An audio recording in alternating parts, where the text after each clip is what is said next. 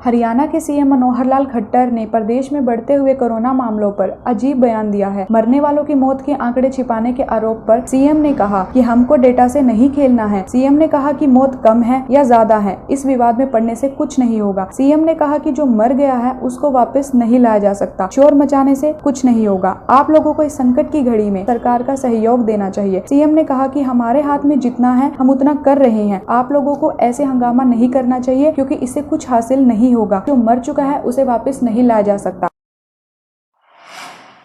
देश में corona virus की दूसरी लहर बढ़ती जा रही है, लेकिन बीते 24 घंटों में सामने आए दैनिक मामलों में हल्की गिरावट दर्ज की गई है। हर दिन लाखों संक्रमित मरीजों के सामने आने के बाद मंगलवार को मामलों में गिरावट एक राहत भरी सांस ली है। अगर ये गिरावट लगातार बनी रहेगी तो देश में उम्मीद की किरण जाग सकती है। केंद्रीय स्वास्थ्य मंत्रालय की ओर से जारी ताजा आंकड़ों के मुताबिक देश में पिछले 24 घंटे में 3,23,000 से ज्यादा मामले दर्ज किए गए। वहीं सोमवार को 3,52,000 से ज्यादा मामले दर्ज किए गए थे, जिसके बाद आज मंगलवार को 3,23,144 मामले दर्ज किए गए हैं। यही नहीं, कोरोना से होने वाली मौतों का आंकड़ा भी हल्का गिरा है। केंद्रीय स्वास्थ्य मंत्रालय की ओर से जारी आंकड़ों के मुताबिक देश में बीते 24 घंटे में 2,771 मरीजों की जान बच गई है, जबकि घंटे में 2,771 मरीजों की जान गई है। सोमवार को 2,800 से ज्यादा मरीजों ने इस खतरनाक वायरस के आगे अपना दम तोड़ा था। मौजूदा समय में देश में कोरोना वायरस से कुल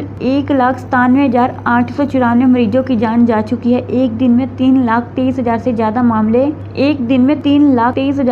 मामलों के सामने आने के बाद कुल संक्रमित मरीजों की संख्या 1,76,36,307 हो गई है। वहीं एक दिन में कोरोना से ठीक होने वाले मरीजों का आंकड़ा भी बढ़ा है। सोमवार की तुलना में मंगलवार को कोरोना से 2,51,000 से ज्यादा मरीज ठीक हुए हैं। देश में संक्रमण से कुल ठीक हुए मरीजों का आंकड़ा बढ़कर 1,45,56,209 हो गया है।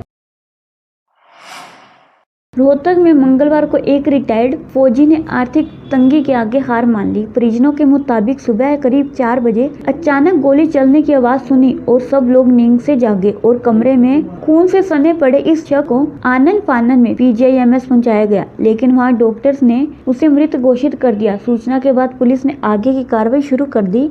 मृतक राजेंद्र मूल रूप से झज्जर जिले के डिंगल गांव का रहने वाला था और लंबे समय से परिवार के साथ रोहतक शहर के तिलक नगर में रह रहा था। मंगलवार सुबह इस शख्स ने खुद को गोली मारकर आत्महत्या कर ली। परिवार के लोगों का कहना है कि सुबह करीब 4 बजे भागकर राजेंद्र के कमरे में पहुंचे तो वहां राजेंद्र को लहूलुहान हालत में जमीन पर पड़ा पाया। गंभीर हालत में PGIMS लेकर पहुंचे, लेकिन वहां उपचार के दौरान उसकी मौत हो गई। मॉडल टाउन थाने की पुलिस ने जांच में पाया कि पूर्व सैनिक राजेंद्र कुछ दिन से मानसिक तौर पर परेशान चल रहा था। मामला आर्थिक तंगी से जोड़कर देखा जा रहा है। परिवार के लोगों के अनुसार वे दूसरे कमरे में सो रहे थे।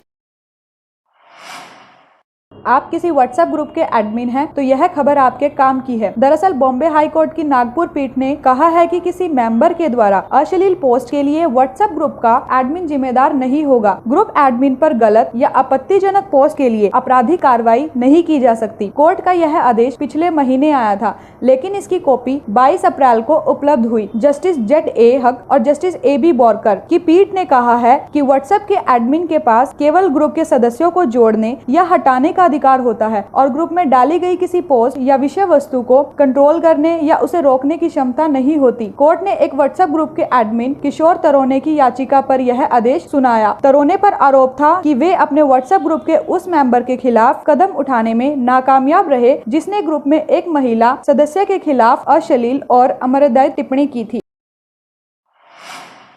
कोरोना के बढ़ते मामलों के बीच चुनाव आयोग ने लिया बड़ा फैसला। पश्चिम बंगाल, केरल, तमिलनाडु, असम में हुए विधानसभा चुनावों के नतीजे 2 मई को घोषित किए जाएंगे। मतगणना के दिन नतीजों के बाद किसी तरह के विजय जुलूस या जश्न पर पूरी तरह से प्रतिबंध लगाया गया है। अन्य 4 राज्यों में चुनाव समाप्त हो गए हैं, जबकि बंगाल में 1 चरण की वोटिंग बाकी है। ऐसे में चुनाव आयोग ने बड़ा फैसला लिया है। बंगाल के 7वें चरण के वोटिंग से पहले चुनाव आयोग ने बड़ी रैलियों, रोड शो और पद यात्रा पर रोक लगा दी थी। आयोग ने राजनीतिक पार्टियों से वर्चुअल सभाएं करने की अपील की। मद्रास हाई कोर्ट की आलोचना का जवाब देते हुए आयोग के सूत्रों ने कहा था कि आयोग ने पहले बिहार में और फिर 4 राज्यों एवं 1 केंद्रीय शासित प्रदेश में चुनाव के दौरान कोरोना से बचाव सुनिश्चित करने के लिए सावधानी पूर्वक कदम उठाए। कोरोना से निपटने के लिए आपदा प्रबंधन कानून का क्रियान्वयन सुनिश्चित करना और राज्य आपदा प्रबंधन प्राधिकरण की जिम्मेदारी दी।